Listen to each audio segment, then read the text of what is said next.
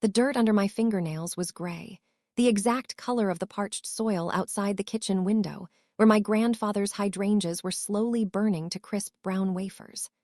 I didn't wash it out.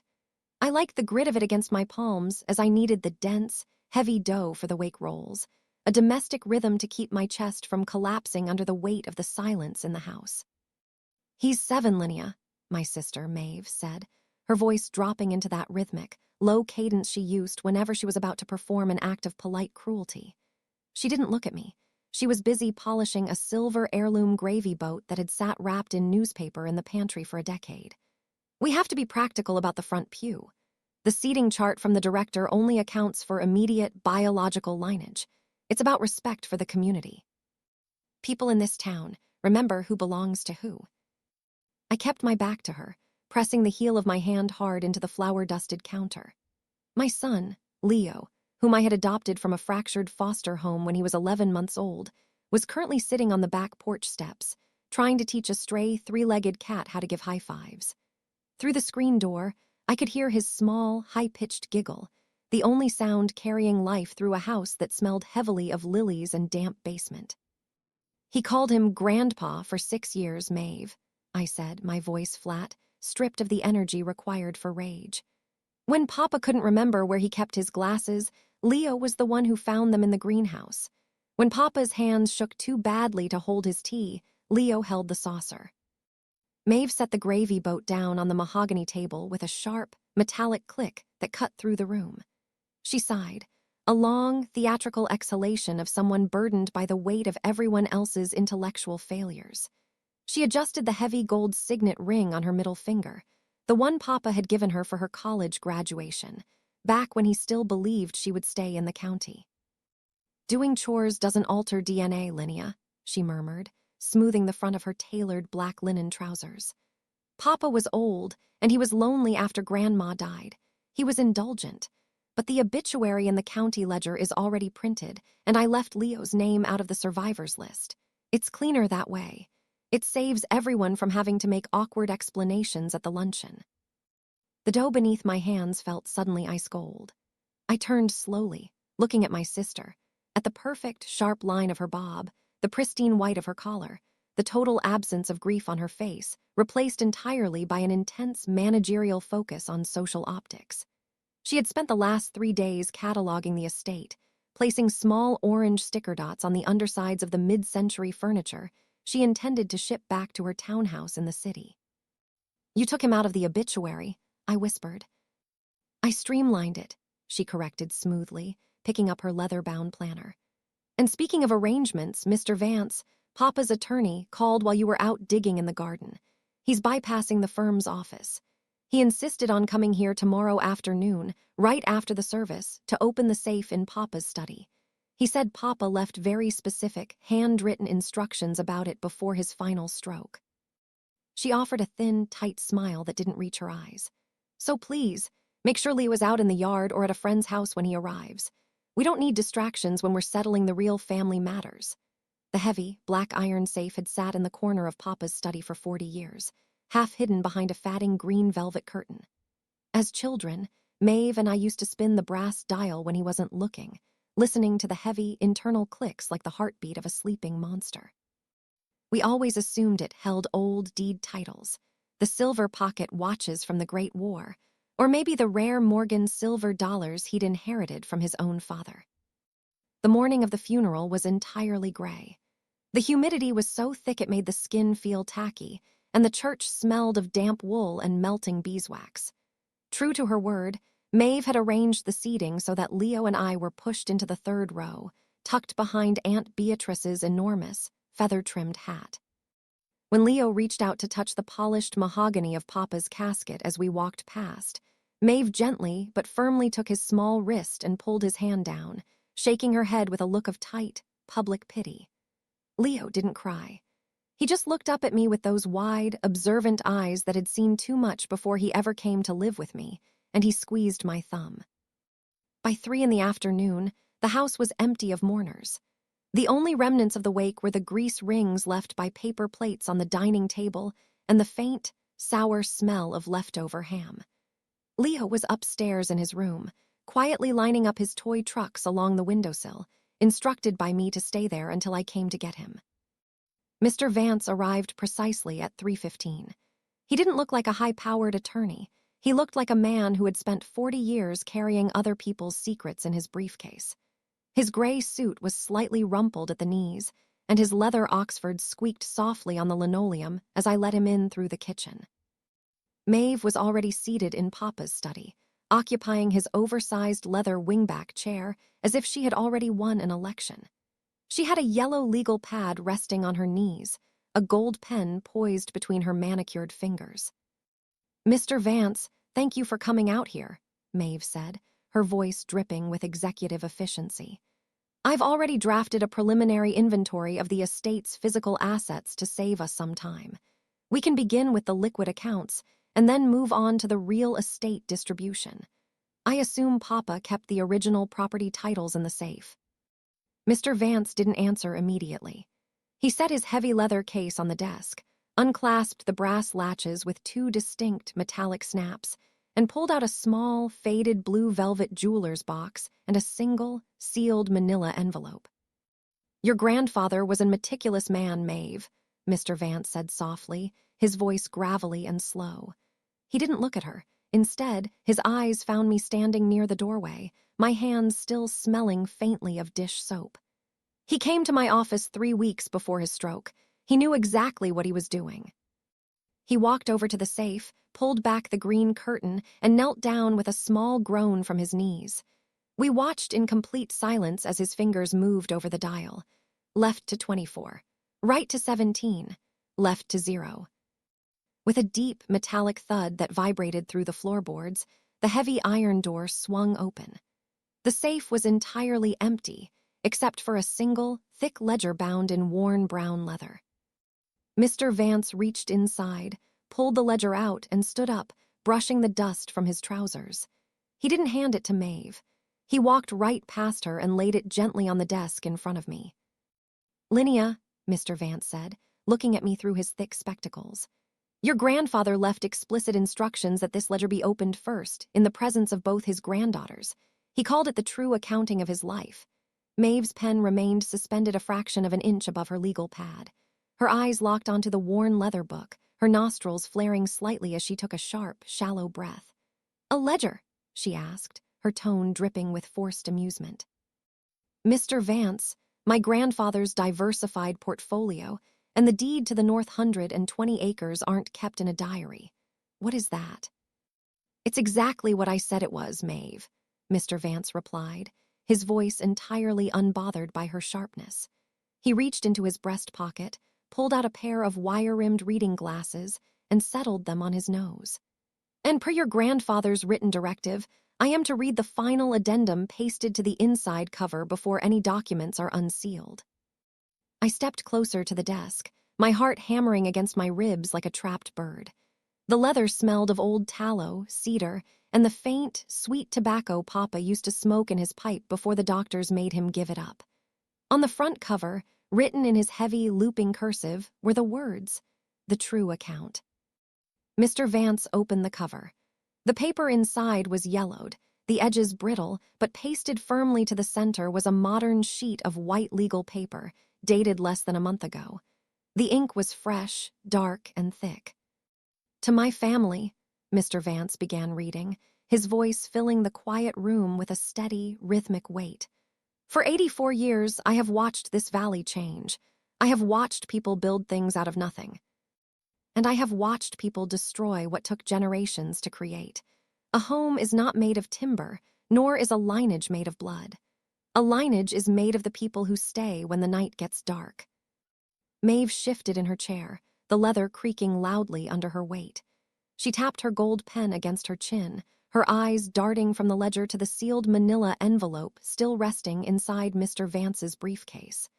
"This is very poetic, Mr. Vance, but we have a flight back to the city tomorrow evening, and—" "Let him finish, Maeve," I said. My voice wasn't loud, but it had a density to it that made her stop. She looked at me, her eyes narrowing as if she were seeing a stranger standing in her grandfather's house. Mr. Vance cleared his throat, looked over the top of his glasses at Maeve, and continued. I have kept 2 sets of books in my life. The first was for the bank, to show them I was a man of substance. The second was kept in the safe. It is a record of every dollar, every hour, and every kindness invested in this family. And more importantly, it is a record of every withdrawal. He turned the page. The first few sheets were covered in columns of names and numbers, written over decades. But it was the final page that caught my eye, a single, short paragraph written in Papa's shaky, late-stage handwriting, the ink trailing off slightly at the ends of the words. Therefore, Mr. Vance read, his voice dropping an octave, as of today, I have adjusted the balances to reflect the truth of who actually lives in this house.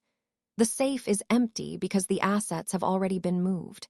To my granddaughter Maeve, who believes that family is a matter of administrative convenience. Mr. Vance paused, looking directly at my sister. The room felt suddenly devoid of air, the only sound the distant, rhythmic thump-thump of Leo's toy trucks against the windowsill upstairs. I leave the sum of $1,200, Mr. Vance read, the words falling into the room like small, heavy stones. Which is the exact amount I paid 42 years ago to repair the transmission on the Buick she borrowed, crashed into a ditch behind the high school, and swore she knew nothing about. The ledger notes that she never offered to help clean the mud out of the floorboards. Maeve's face didn't crumble, it hardened. The color drained from her cheeks, leaving 2 sharp, white patches around her nose. She stood up so quickly the legal pad slid from her knees and clattered against the floorboards, the gold pen rolling into the shadow of the desk. "This is a joke," she said, her voice dropping into a register that was dangerously thin. "My grandfather was suffering from vascular dementia, Mr. Vance. He wasn't in his right mind when he wrote this. A transmission from 1984, it's absurd. It's legally unenforceable. I am his eldest grandchild. I've managed his tax portfolios from the city for 5 years. And you charged him your standard corporate retainer for every hour of that management, Maeve," Mr. Vance said quietly, not looking up from the page.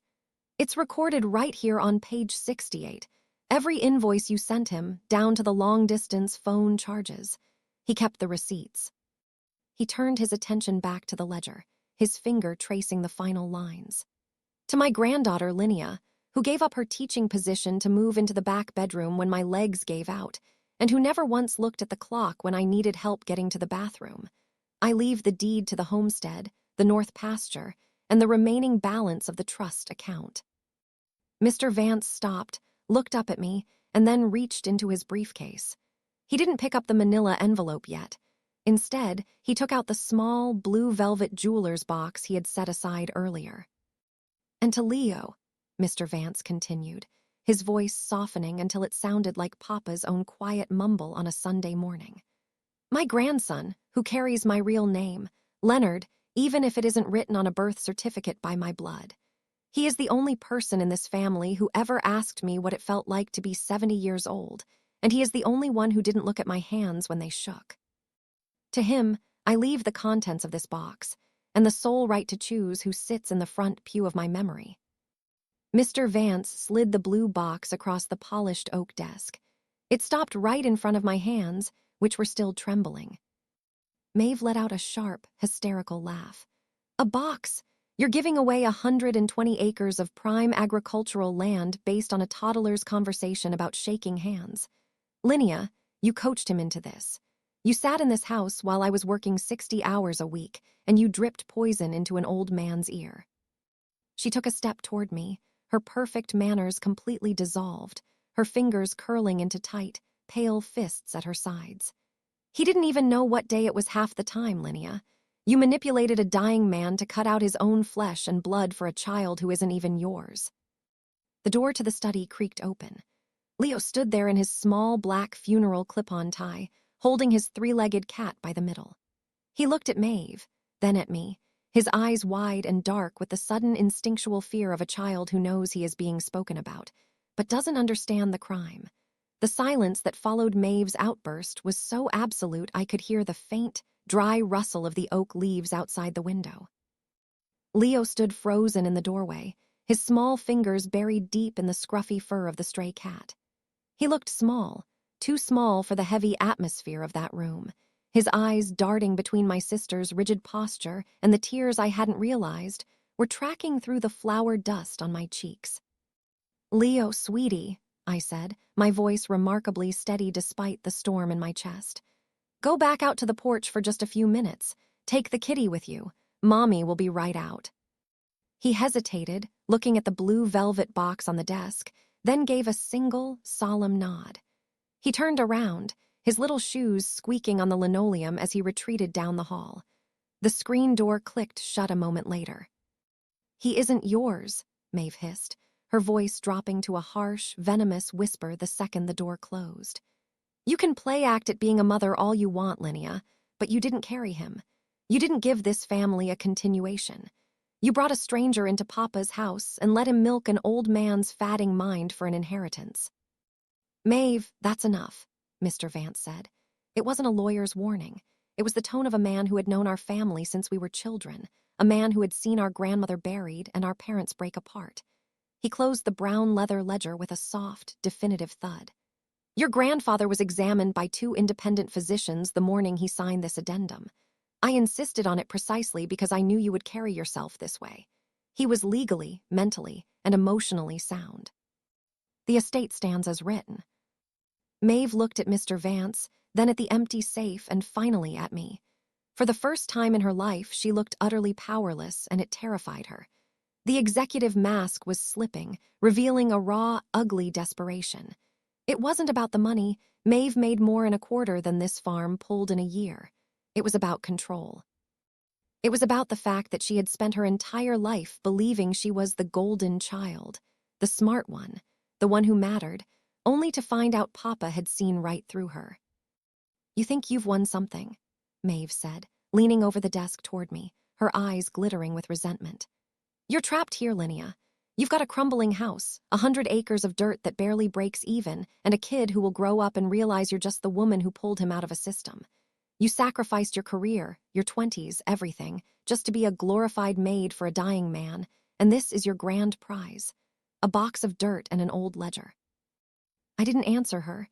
Instead, I reached out and picked up the small, blue velvet box. It felt surprisingly heavy in my palm. My thumb brushed over the worn fabric of the lid. I didn't care about the acreage. I didn't care about the house. I cared about the fact that in this box lay the physical proof that my son was seen. Slowly, I pushed the lid open. Inside the box, resting on a bed of faded white satin, wasn't a piece of jewelry or a stack of bonds. It was a heavy, tarnished brass key, its bow shaped into an intricate, old-fashioned clover. Beneath it lay a folded piece of lined notebook paper, yellowed at the creases where Papa's thick fingers had pressed it flat. "What is that?" Maeve asked, her voice losing some of its sharp venom, replaced by an ugly, defensive curiosity. She leaned in slightly, her eyes tracking the key as if it were a weapon I had drawn against her. "Papa didn't have any other properties. Everything he owned is on the county plat maps." I didn't answer her. I unfolded the paper. Papa's handwriting was shaky here, written in the dark blue ink of the cheap ballpoint pens he kept in jars all over the kitchen. "Linnea," the note read, "the lawyers talk about land in acres and wealth in numbers, but they don't know how to measure the frost on a window or the sound of a boy's feet running down the stairs. The key belongs to the old cedar chest in the tool shed, the one under the burlap sacks by the workbench. I bought it the day you brought Leo home. Inside is the original ledger from 1954, back when your grandmother and I first broke ground here. But more importantly, there is a second deed. It's for the 5-acre plot up by the Old Creek Ridge, the place where the wild blackberries grow. I had it legally severed and registered in Leo's name 6 months ago. It's his own piece of the earth, where no one can ever tell him he doesn't belong." A cold, clear wave of relief washed over me, so intense it made my knees feel weak. I sat down in Papa's old rolling desk chair, the leather groaning softly under my weight. Maeve was watching my face, trying to read the lines of the letter from 2 feet away. "What does it say, Linnea? Is there a codicil? If he altered the land distribution without a notary?" "It's over, Maeve," I said quietly, folding the note back up and tucking it into my pocket alongside the brass key. I looked up at her, really looked at her. at the tension in her jaw, the way her fingers were twitching against her expensive leather planner, the utter misery of a woman who had spent her whole life calculating her worth in percentages and had finally come up short. Papa didn't alter anything today. He took care of this months ago. Leo owns the ridge. The ridge, Maeve's voice cracked slightly. That's the highest elevation on the property. That's where the timber valuation is highest. You can't let a 7-year-old. He isn't a 7-year-old stranger, Maeve, I said, my voice dropping into that quiet, absolute certainty that comes when you finally know exactly who you are and what you're protecting. He's my son, and he's the only person in this family who actually loved Papa for nothing. Mr. Vance cleared his throat, a dry, final sound that signaled the end of the meeting. He began stacking his papers back into his briefcase, the sharp snaps of the locks echoing like small pistol shots in the quiet room. I'll have the final transfer documents ready for your signature by Friday, Linnea. As for you, Maeve, I suggest you leave your routing information with my secretary before you head back to the city. The $1,200 will be deposited within 30 days. Maeve stood frozen for a long moment, looking at the empty safe, then at Mr. Vance, and finally at me. The silence in the room was suffocating, heavy with the weight of 40 years of unspoken resentments, and the sudden, brutal realization that the hierarchy she had built her life upon had completely collapsed. Without another word, she picked up her designer purse from the floor, turned on her heel, and walked out of the study, her heels clicking a sharp, angry rhythm down the hallway until the front door slammed shut behind her. The sound of the front door slamming shook the glass panes in the old gun cabinet by the desk. Afterward, the silence that filled the house wasn't the heavy, suffocating kind that had lingered since Papa's passing.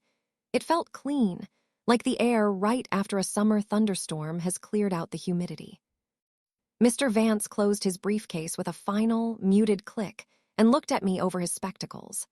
The stern, professional mask he'd worn for Maeve's benefit softened into something weary and deeply human. Your grandfather was a stubborn man, Linnea, he said, rising slowly from his chair and smoothing his tie. But he wasn't a blind one. He knew exactly what would happen when I opened that safe. He told me he wanted the dust to settle while he was still warm enough to take the blame for it. Thank you, Mr. Vance, I whispered, my hand still tightly clenched around the brass key in my pocket. For everything. Don't thank me, I just served the tea, he said, offering a small, sad smile.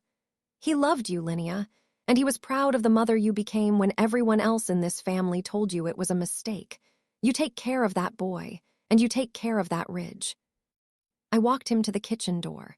As he stepped out onto the porch, he paused, looking out toward the back garden where the sun was finally breaking through the heavy gray clouds, casting long, golden streaks across the dry grass. Leo was still sitting on the bottom step, his knees pulled up to his chest, carefully feeding small pieces of leftover wake ham to the three-legged cat. Once Mr. Vance's car crunched down the gravel driveway and faded into the distance, the yard went completely still. I stood behind the screen door for a long moment, watching my son. His shoulders were small, slightly rounded, carrying that quiet caution that all foster children seem to keep in the marrow of their bones, no matter how safe they are. Maeve's words, doing chores doesn't alter DNA, still echoed in the corners of my mind, but looking at him now, they felt small, obsolete. I pushed the screen door open. The rusted hinges let out a familiar, low creak that made Leo turn his head. When he saw me, he didn't ask about the shouting or where Aunt Maeve had gone in such a hurry. He just looked at my face, checking my eyes the way he always did when the adults were done talking. Are you sad, Mommy? He asked softly, his fingers gently stroking the cat's torn ear. No, sweetie, I said, walking down the steps and sitting down on the warm wood right beside him.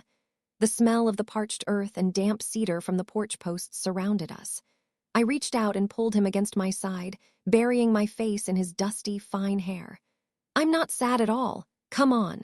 There's something in the tool shed Papa wanted us to find. Tool shed smelled exactly like Papa always had. A mixture of 3-in-1 oil, rusted iron, and the sharp, sweet tang of dried molasses he used to trap wasps in the summer. It was dark inside, the only light filtering through a single grime-crusted window pane that turned the afternoon sun into a dull, amber haze. Leo held my hand tightly, his small fingers squeezed between mine as we navigated past the wall of hanging garden spades and old burlap sacks. The air was cool and still, preserving the quiet industry of a man who had spent his entire life fixing things that other people threw away. "Is it a game?" Leo whispered, his voice small and reverent against the silence of the shed. "Not a game, sweetie," I said, kneeling down in front of the heavy workbench. "A promise." The cedar chest was exactly where Papa's note said it would be, tucked deep beneath a stack of scratchy canvas tarps. It was smaller than the iron safe in the house, built from thick red cedar planks that had aged to the color of dried cherries. A heavy brass padlock, green with oxidation, held the latch shut. I pulled the clover-shaped key from my pocket. My hands were steady now, the nervous trembling from the study completely gone. When I slid the key into the lock, it turned with a smooth, solid click that felt older than I was. I lifted the heavy lid. The scent of cedar rushed out, sharp and clean, cutting through the musty smell of the shed. Inside, resting on top of a stack of faded ledger books, was an official document bound in a blue legal folder, the deed to the Creek Ridge, stamped and sealed by the county registrar. But it was what lay next to the folder that made my throat tighten. It was an old, wooden cigar box. Written on the lid in Leo's own shaky, first-grade block letters was his name. Slowly, I lifted the lid of the cigar box. Inside was every single drawing Leo had ever made for Papa. There was the crayon picture of the three-legged cat, the messy painting of the green tractor, and a collection of smoothed-out river stones they had collected from the creek bed last summer. At the very bottom lay a small, laminated card. It was a mock driver's license Papa had made for him on his 7th birthday, labeled, "Leo Leonard, Chief Helper and Future Master of the Ridge." "Papa kept my rocks," Leo whispered, reaching out to touch one of the gray stones with the tip of his finger. His voice didn't sound sad. It sounded amazed, as if he were looking at a treasure map that had suddenly proven to be real. "He kept everything, Leo," I said, my voice thick with a sudden, overwhelming warmth. I looked at the legal deed, then at the cigar box full of a child's love, and I realized that while Maeve had spent her life looking for Papa's wealth in his banks, Papa had been storing his real treasure out here, in the dark, where only the people who loved him would think to look. I took the blue legal folder containing the deed to the ridge and tucked it under my arm, while Leo carefully lifted the cigar box, holding it against his chest like it was made of spun glass. We walked out of the dim, oil-scented shed and back into the late afternoon light. The sun was lower now, casting long, dramatic shadows across the yard. In the distance, the high ridge line, the 5 acres of thick timber and wild blackberry brambles that now belonged entirely to my son, glowed like copper against the darkening sky. It looked immense, permanent, and entirely untouchable. Maeve's sleek white sedan was gone from the gravel driveway, leaving only 2 deep tracks in the dust where she had sped away toward the highway. She was probably already an hour down the interstate, her phone pressed to her ear, dictating furious emails to her legal team or calculating how to contest a mental competency clause from 1,000 miles away. But looking out at the land, I knew she wouldn't come back. Maeve was a woman who only fought battles she was certain she could win, and Papa had left her a paper trail so airtight it would cost her more in legal fees than the $1,200 transmission refund was worth. He had humiliated her not with violence, but with a mirror. "Mommy, look," Leo said, pointing toward the edge of the porch. The 3-legged cat had crawled into an old wicker laundry basket I'd left out to dry, curling its patched body into a tight, contented circle in the sun. "I think he wants to stay here too," Leo murmured, looking up at me, his eyes questioning but no longer fearful. The uncertainty that had hung over him all morning, the subtle weight of being made to feel like an outsider in the 3rd row of the church, had vanished. "He can stay as long as he likes," I said, sitting back down on the porch steps and pulling Leo down next to me. "We all can." I opened the blue folder on my lap, my eyes tracing the formal legal language. "To Leonard Leo Vanscory and his heirs forever." Papa hadn't just given my son a piece of dirt, he had given him an anchor. In a world that had treated Leo like a temporary ledger entry before he came to me, Papa had written his name in the county records in permanent ink. For the past 3 years, I had lived under the heavy, judgmental gaze of my family, constantly enduring the quiet whispers that I was wasting my life, that I was ruining my future by staying in this dying town to care for a house that wasn't mine and a child that wasn't blood. But as I sat there with the deed in my lap and my son's head resting against my shoulder, the quiet tension that had held my jaw tight for years finally broke. We weren't caretakers anymore. We were home. The weeks that followed were quiet, marked only by the shifting of the seasons and the slow, rhythmic emptying of Papa's house. Maeve never called.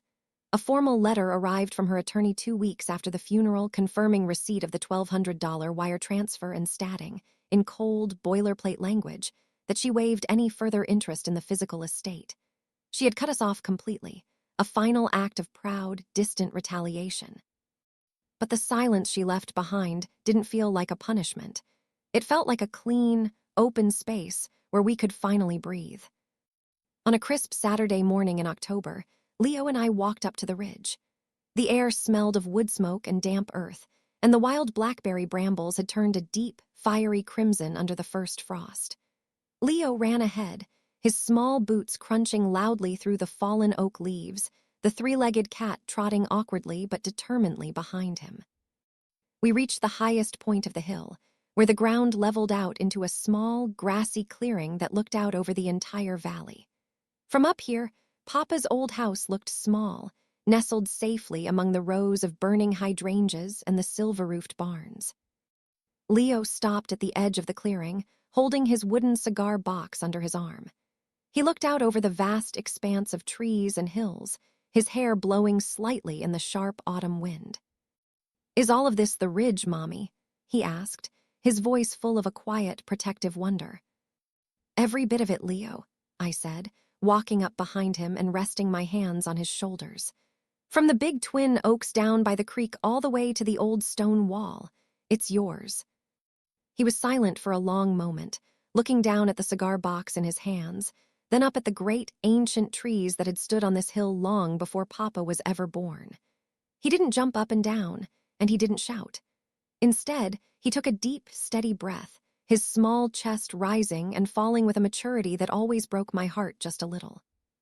"Papa said that if you own a piece of the earth, you never have to ask anyone for permission to stand on it," Leo whispered, repeating a phrase I didn't know Papa had ever told him.